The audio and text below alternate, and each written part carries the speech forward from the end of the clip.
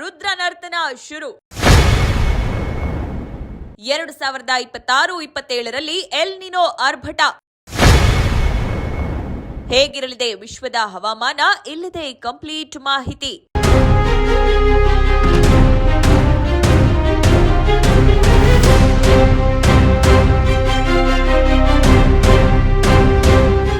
ಬಿಸಿಲಿನ ಬೇಗೆಗೆ ತತ್ತರಿಸಿರುವ ಜನರು ಎಷ್ಟೇ ಬೇಡಿಕೊಂಡ್ರೂ ವರುಣನ ಆಗಮನ ಮಾತ್ರ ಆಗ್ತಾ ಇಲ್ಲ. ಇದರ ಪರಿಣಾಮ ದಿನದಿಂದ ದಿನಕ್ಕೆ ಬಿಸಿಲಿನ ಹೊಡೆತ ಹೆಚ್ಚಾಗ್ತಾ ಇದೆ. ಇದರಿಂದ ಮನೆಯಿಂದ ಹೊರಗಡೆ ಬರಲು ಕೂಡ ಜನರು ಹೆದರುವಂತಾಗಿದೆ. ಇದರ ನಡುವೆಯೇ ಆಘಾತಕಾರಿ ಮಾಹಿತಿಯೊಂದು ಹೊರಬಿದ್ದಿದೆ. ಅದೇನೆಂದ್ರೆ 2026ರ ದ್ವಿತೀಯಾರ್ಧದಲ್ಲಿ ಜಗತ್ತಿನ ಹವಾಮಾನ ವ್ಯವಸ್ಥೆಯಲ್ಲಿ ಭಾರೀ ಏರುಪೇರು ಉಂಟಾಗಲಿದ್ದು ಪ್ರಬಲ ಎಲ್ ನಿನೋ ವಿದ್ಯಮಾನವು ಮರುಕಳಿಸಲಿದೆ ಎಂದು ಹವಾಮಾನ ತಜ್ಞರು ಎಚ್ಚರಿಸಿದ್ದಾರೆ. ಇದರ ಪರಿಣಾಮವಾಗಿ ಏಷ್ಯಾದ ಬಹುತೇಕ ಭಾಗಗಳಲ್ಲಿ ತೀವ್ರವಾದ ಬಿಸಿಲು ಮತ್ತು ಬರಗಾಲದ ಭೀತಿ ಎದುರಾದ್ರೆ ಅತ್ತ ಅಮೆರಿಕದ ಉತ್ತರ ಮತ್ತು ದಕ್ಷಿಣ ಭಾಗಗಳಲ್ಲಿ ಅತಿಯಾದ ಮಳೆಯ ಆರ್ಭಟ ಕಂಡುಬರಲಿದೆ. ಈ ಜಾಗತಿಕ ಹವಾಮಾನ ಬದಲಾವಣೆಯು ಕೃಷಿ, ಪರಿಸರ ಮತ್ತು ಜನಜೀವನದ ಮೇಲೆ ಯಾವ ರೀತಿಯ ಪ್ರಭಾವ ಬೀರಲಿದೆ ಎಂಬುದು ಈಗ ಆತಂಕಕ್ಕೆ ಕಾರಣವಾಗಿದೆ. ಜಪಾನ್ ಹವಾಮಾನ ಇಲಾಖೆಯ ಪ್ರಕಾರ ಈ ವರ್ಷದ ಉತ್ತರ ಗೋಳಾರ್ಧದ ಬೇಸಿಗೆಯ ಅವಧಿಯಲ್ಲಿ ಎಲ್ ನಿನೋ ಉಂಟಾಗುವ ಸಾಧ್ಯತೆ 70%ರಷ್ಟಿದೆ. ಇದರ ಬೆನ್ನಲ್ಲೇ ಭಾರತದ ಹವಾಮಾನ ಇಲಾಖೆಯು ಕಳೆದ 3 ವರ್ಷಗಳಲ್ಲಿ ಇದೇ ಮೊದಲ ಬಾರಿಗೆ ದಕ್ಷಿಣ ಏಷ್ಯಾದ ಮಾನ್ಸೂನ್ ಮಳೆಯ ಪ್ರಮಾಣ ಸರಾಸರಿಗಿಂತ ಕುಸಿಯಬಹುದು ಎಂದು ಎಚ್ಚರಿಸಿದೆ. ಇನ್ನು ಚೀನಾದ ಹವಾಮಾನ ಅಧಿಕಾರಿಗಳು ಏಪ್ರಿಲ್ ತಿಂಗಳಿನಿಂದಲೇ ಎಲ್ ನಿನೋ ಪರಿಸ್ಥಿತಿಗಳು ಆರಂಭವಾಗಿದ್ದು ಇದು ಈ ವರ್ಷದ ಅಂತ್ಯದವರೆಗೂ ಮುಂದುವರಿಯುವ ನಿರೀಕ್ಷೆ ಇದೆ ಎಂದು ತಿಳಿಸಿದ್ದಾರೆ.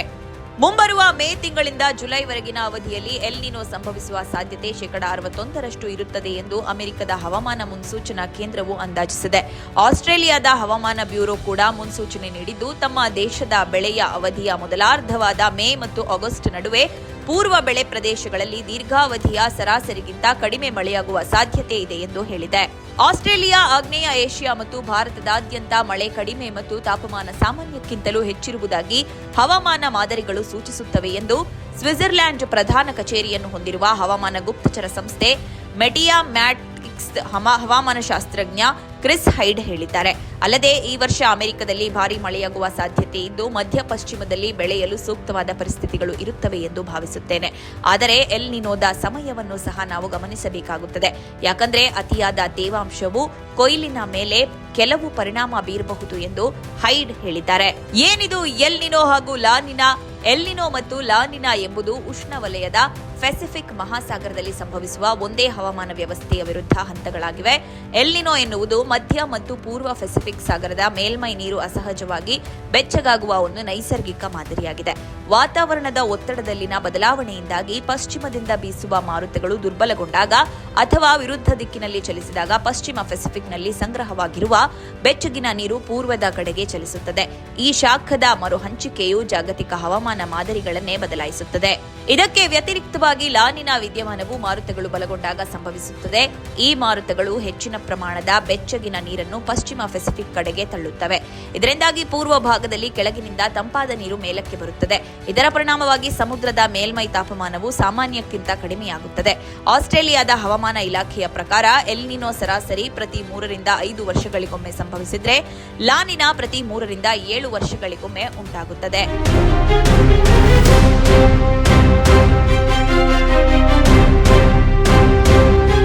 ಅಂದಹಾಗೆ ಈ ಎರಡು ವಿದ್ಯಮಾನಗಳು ಜಗತ್ತಿನಾದ್ಯಂತ ಮಳೆಯ ಪ್ರಮಾಣದ ಮೇಲೆ ತೀವ್ರ ಪರಿಣಾಮ ಬೀರುತ್ತದೆ. ಲಾ ನಿನಾ ಸಾಮಾನ್ಯವಾಗಿ ಆಸ್ಟ್ರೇಲಿಯಾ ಮತ್ತು ಆಗ್ನೇಯ ಏಷ್ಯಾದ ಭಾಗಗಳಲ್ಲಿ ಸರಾಸರಿಗಿಂತ ಹೆಚ್ಚಿನ ಮಳೆಯನ್ನು ತರುತ್ತದೆ. ಆದರೆ ಭಾರತೀಯ ಮಾನ್ಸೂನ್ ಮೇಲೆ ಇದರ ಪ್ರಭಾವವು ಏಕರೂಪವಾಗಿದೆ, ವ್ಯತ್ಯಾಸಗಳಿಂದ ಕೂಡಿರುತ್ತದೆ. ಅಮೆರಿಕ ಖಂಡಗಳಲ್ಲಿ ಲಾ ನಿನಾ ಪ್ರಭಾವದಿಂದ ಉತ್ತರ ಅಮೆರಿಕದಲ್ಲಿ ಆರ್ದ್ರತೆ ಹೆಚ್ಚಿದರೆ ದಕ್ಷಿಣ ಅಮೆರಿಕದಲ್ಲಿ ಶುಷ್ಕ ವಾತಾವರಣವಿರುತ್ತದೆ. ಒಟ್ಟಾರೆಯಾಗಿ ಹೇಳೋದಾದ್ರೆ ಲಾ ನಿನಾ ಸಮಯದಲ್ಲಿ ಅಮೆರಿಕ ಖಂಡದ ಹೆಚ್ಚಿನ ಭಾಗಗಳು ಒಣ ಹವೆಯನ್ನ ಎದುರಿಸುತ್ತವೆ. ಈ ಹಿಂದೆ ಎಲ್ ನಿನೋ ಯಾವ ರೀತಿ ಪರಿಣಾಮಗಳನ್ನು ಉಂಟು ಮಾಡಿದ್ದವು?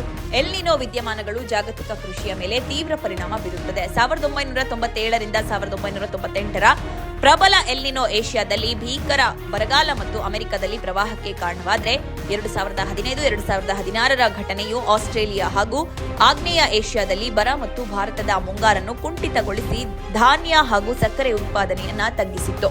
ಇದೇ ವೇಳೆ ದಕ್ಷಿಣ ಅಮೆರಿಕದಲ್ಲಿ ಅತಿಯಾದ ಮಳೆಯಿಂದ ಸೋಯಾಬೀನ್ ಮತ್ತು ಜೋಳದ ಬೆಳೆಗಳು ಹಾನಿಗೊಳಗಾದವು. 2009-10ರ ಸಾಧಾರಣ ಎಲ್ ನಿನೋ ಕೂಡ ಭಾರತ ಮತ್ತು ಆಗ್ನೇಯ ಏಷ್ಯಾದಲ್ಲಿ ಅಕ್ಕಿ ಹಾಗೂ ಗೋಧಿಯ ಇಳುವರಿಯನ್ನು ಕಡಿಮೆ ಮಾಡಿತ್ತು. ಇನ್ನು 2020ರಿಂದ 2023ರವರೆಗೆ ಸಂಭವಿಸಿದ ಇತ್ತೀಚಿನ ಪ್ರಬಲ ಲಾನಿನಾ ವಿದ್ಯಮಾನವು ಇದಕ್ಕೆ ವಿರುದ್ಧವಾದ ಹವಾಮಾನ ವೈಪರೀತ್ಯಗಳನ್ನು ಸೃಷ್ಟಿಸುವ ಮೂಲಕ ಜಾಗತಿಕ ಮಟ್ಟದಲ್ಲಿ ಗಮನಾರ್ಹ ಬದಲಾವಣೆಗಳನ್ನು ಉಂಟುಮಾಡಿತ್ತು. ಎಲ್ ನಿನೋ ಭಾರತದ ಮಾನ್ಸೂನ್ ಮೇಲೆ ಹೇಗೆ ಪರಿಣಾಮ ಬೀರುತ್ತೆ? ಅಂದಹಾಗೆ ನೈಋತ್ಯ ಮಾನ್ಸೂನ್ ಭಾರತದ ಕೃಷಿಯ ಜೀವಾಳವಾಗಿದೆ. ರಾಷ್ಟ್ರದ ವಾರ್ಷಿಕ ಮಳೆಯಲ್ಲಿ 70% ಮಳೆಯನ್ನು ಈ ನೈಋತ್ಯ ಮಾನ್ಸೂನ್ ಒದಗಿಸುತ್ತದೆ. ಆದಾಗ್ಯೂ ಎಲ್ ನಿನೋ ಈ ವ್ಯವಸ್ಥೆಗೆ ಅನೇಕ ವಿಧಗಳಲ್ಲಿ ಅಡ್ಡಿಯಾಗಬಹುದು, ತಜ್ಞರು ಎಚ್ಚರಿಸಿದ್ದಾರೆ. ಎಲ್ ನಿನೋ ಪ್ರಭಾವವು ಹೆಚ್ಚಾಗುತ್ತಿರುವ ಈ ಸಂದರ್ಭವು ಭಾರತದ ಮೇಲೆ ಗಂಭೀರ ಪರಿಣಾಮ ಬೀರಬಹುದು. ಈ ಬದಲಾವಣೆಯಿಂದಾಗಿ 2027ರ ಬೇಸಿಗೆಯಲ್ಲಿ ತಾಪಮಾನವು ಗಣನೀಯವಾಗಿ ಏರಿಕೆಯಾಗುವ ಸಾಧ್ಯತೆ ಇದ್ದು, ಇದು ಮಳೆಯ ಪ್ರಮಾಣವನ್ನು ಕುಗ್ಗಿಸಿ ವಿಶೇಷವಾಗಿ ರೈತರಿಗೆ ಸಂಕಷ್ಟ ತಂದೊಡ್ಡಬಹುದು. ಈ ಹಿಂದೆ 2015ರಲ್ಲಿ ಉಂಟಾದ ಎಲ್ ನಿನೋ ಪ್ರಭಾವದಿಂದಾಗಿ 2016ರಲ್ಲಿ ಜಗತ್ತಿನಾದ್ಯಂತ ತೀವ್ರ ಬಿಸಿಲು ಮತ್ತು ಭೀಕರ ಬರಗಾಲ ಸೃಷ್ಟಿಯಾದುದನ್ನ ನಾವು ನೆನಪಿಸಿಕೊಳ್ಳಬಹುದು.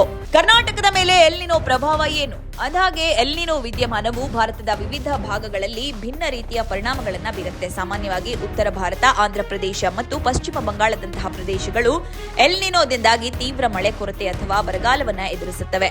ಆದರೆ ತಮಿಳುನಾಡು, ಕರ್ನಾಟಕ ಮತ್ತು ಕೇರಳದ ಕರಾವಳಿ ಭಾಗಗಳಲ್ಲಿ ಇದರ ಪ್ರಭಾವ ಅಷ್ಟಾಗಿ ಇರುವುದಿಲ್ಲ.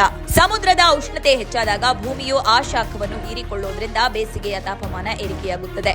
ಆದರೂ ಕೆಲವು ಪೂರಕ ಹವಾಮಾನ ವ್ಯವಸ್ಥೆಗಳಿಂದಾಗಿ ಈ ಪ್ರದೇಶಗಳಲ್ಲಿ ಸಾಮಾನ್ಯ ಮಳೆಯಾಗುವ ಸಾಧ್ಯತೆ ಇರುತ್ತದೆ ಎಂದು ಚೆನ್ನೈನ ಹವಾಮಾನ ತಜ್ಞ ಶ್ರೀಕಾಂತ್ ವಿವರಿಸಿದ್ದಾರೆ. ಎಲ್ ನಿನೋ ಪ್ರಭಾವದಿಂದ ನೈಋತ್ಯ ಮುಂಗಾರು ಮಳೆಯ ಮೇಲೆ ನಕಾರಾತ್ಮಕ ಪರಿಣಾಮ ಬೀರಿದ್ರೂ ಅದು ಈಶಾನ್ಯ ಮುಂಗಾರು ಮಳೆಗೆ ವರದಾನವಾಗುವ ಸಾಧ್ಯತೆ ಇರುತ್ತದೆ. ಎಲ್ ನಿನೋ ಸಮಯದಲ್ಲಿ ಈಶಾನ್ಯ ಮುಂಗಾರು ಮಾರುತಗಳು ಬಲಗೊಂಡು ಅತಿ ಹೆಚ್ಚು ಮಳೆ ತರಬಲ್ಲವು. ಇದರೊಂದಿಗೆ ಹಿಂದೂ ಮಹಾಸಾಗರದಲ್ಲಿ ಕಂಡುಬರುವ ಇಂಡಿಯನ್ ಓಷನ್ ಡೈಪೋಲ್ ಎಂಬ ತಾಪಮಾನದ ವ್ಯತ್ಯಯವು ಎಲ್ ನಿನೋದ ನಕಾರಾತ್ಮಕ ಪರಿಣಾಮಗಳನ್ನು ಸರಿದೂಗಿಸುತ್ತೆ. ಹೀಗಾಗಿ ಪ್ರತಿಯೊಂದು ಎಲ್ ನಿನೋ ಕೂಡ ಬರಗಾಲಕ್ಕೆ ಕಾರಣವಾಗುವುದಿಲ್ಲ. ಬದಲಿಗೆ ಇತರ ಸಾಗರ ವಿದ್ಯಮಾನಗಳು ಸಮತೋಲನ ಕಾಯ್ದುಕೊಂಡು ಉತ್ತಮ ಮಳೆಯನ್ನ ನೀಡುತ್ತವೆ. ಎಲ್ ನಿನೋ ಹೇಗೆ ಎದುರಿಸಬಹುದು? ಪಶ್ಚಿಮದ ಹವಾಮಾನ ಮಾದರಿಗಳು 2027ರಲ್ಲಿ 62% ಎಲ್ ನಿನೋ ಸಂಭವಿಸುವ ಸಾಧ್ಯತೆಯನ್ನು ಸೂಚಿಸಿದ್ದು, ಇದು ಕಳೆದ 140 ವರ್ಷಗಳಲ್ಲೇ ಅತ್ಯಂತ ಪ್ರಬಲ ವಿದ್ಯಮಾನವಾಗುವ ಮುನ್ಸೂಚನೆ ನೀಡಿದೆ. ಇದು ಗಂಭೀರ ಆತಂಕಕ್ಕೆ ಕಾರಣವಾಗಿದ್ದರೂ ಮುನ್ನೆಚ್ಚರಿಕೆ ಕ್ರಮಗಳನ್ನು ಕೈಗೊಳ್ಳಲು ಇದು ಉತ್ತಮ ಅವಕಾಶವಾಗಿದೆ. ಹವಾಮಾನ ವೈಪರೀತ್ಯದಿಂದಾಗಿ ಪರಿಸ್ಥಿತಿ ಅನಿಶ್ಚಿತವಾಗಿರುವ ಈ ಸಂದರ್ಭದಲ್ಲಿ ಕೃಷಿ, ಆರೋಗ್ಯ ಮತ್ತು ಜಲ ನಿರ್ವಹಣಾ ಕ್ಷೇತ್ರಗಳಲ್ಲಿ ಉಂಟಾಗಬಹುದಾದ ಹಾನಿಯನ್ನು ತಡೆಗಟ್ಟಲು ಜನರಲ್ಲಿ ಜಾಗೃತಿ ಮೂಡಿಸುವುದು ಮತ್ತು ಮುನ್ನೆಚ್ಚರಿಕೆ ಸಿದ್ಧತೆಗಳನ್ನು ಮಾಡಿಕೊಳ್ಳುವುದು ಅತ್ಯಂತ ಅಗತ್ಯವೆಂದು ತಜ್ಞರು ಅಭಿಪ್ರಾಯಪಟ್ಟಿದ್ದಾರೆ.